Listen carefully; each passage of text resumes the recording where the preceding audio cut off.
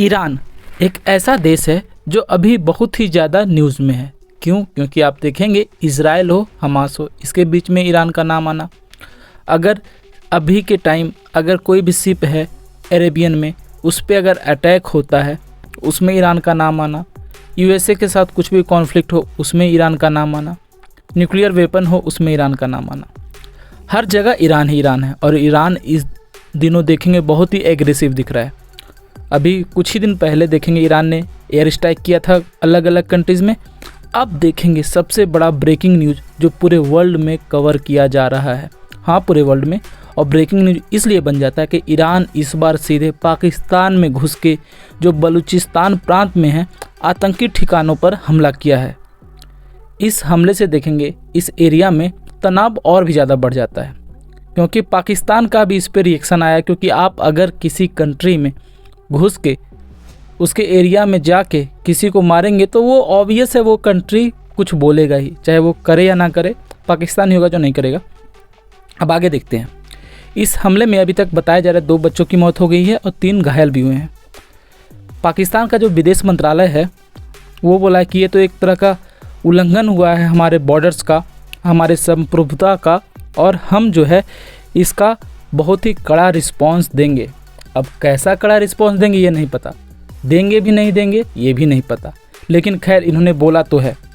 अब सवाल ये उठता है कि ईरान ने अटैक किया ही क्यों। देखिए, जैश अल अदल ये जो मुख्य ठिकाने हैं इसके, उस पे ईरान ने अटैक किया है।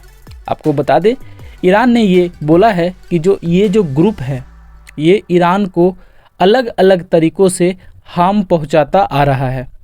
पाकिस्तान को बहुत बार ईरान ने वार्निंग भी दी है कि आपके ज़मीन से ये जो जैश अल अदल है, ये जो ग्रुप है, ये हमको नुकसान पहुंचा रहा है, आप इस पे कार्रवाई करें। लेकिन पाकिस्तान ने अभी तक कुछ वैसा कार्रवाई किया नहीं था। तो इस बार देखेंगे ईरान ने है ये डिसाइड किया कि वो सीधे घुसेगा और यहाँ पे एयर स्ट्राइक करेगा।